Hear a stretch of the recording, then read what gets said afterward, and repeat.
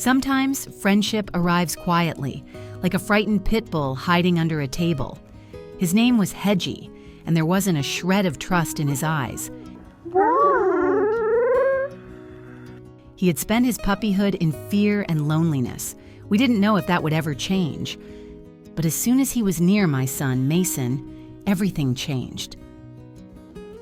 High five.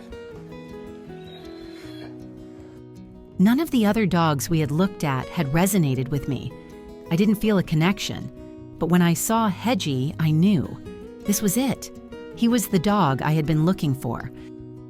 My son, Mason, felt it too, although neither of us could have imagined how deep that connection would be at the time.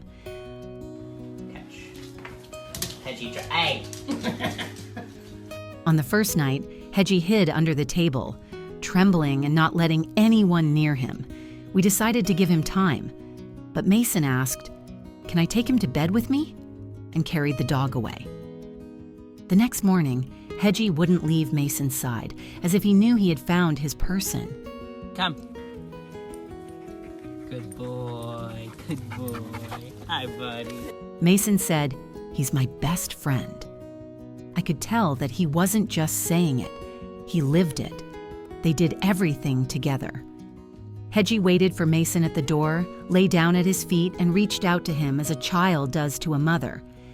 Sometimes it seemed to me that this was not our dog, but Mason's, not according to the documents, but in spirit. Good boy, good boy. We didn't just watch their friendship grow, we learned from it. Mason took care of the dog himself. He fed him, walked him, and looked after him. Not because we asked him to, but simply because he couldn't do otherwise. He chose this responsibility himself and never complained once. Hedgie learned to bow. Hedgie, bow.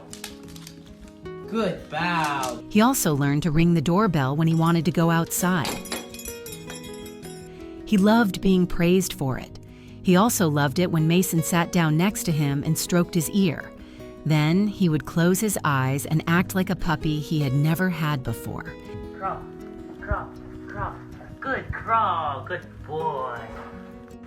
Hedgie has special needs. We have to feed him while he's standing or sitting in his chair. Otherwise, the food won't reach his stomach. He uses gravity to eat. Initially, we fed him by hand, but now he has a special chair in which he feels safe.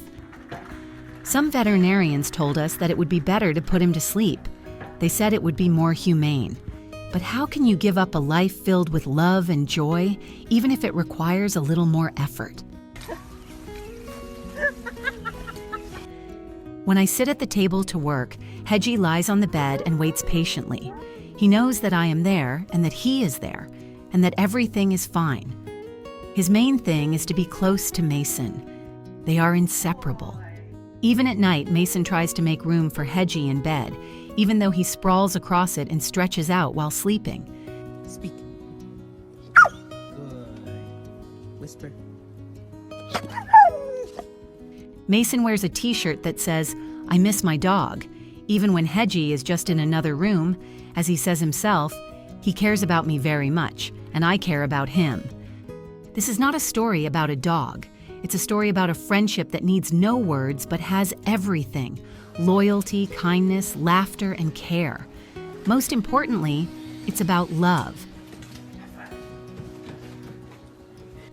If you like the story of Hedgie and Mason, like it, leave a comment, and subscribe to the channel to see more touching stories.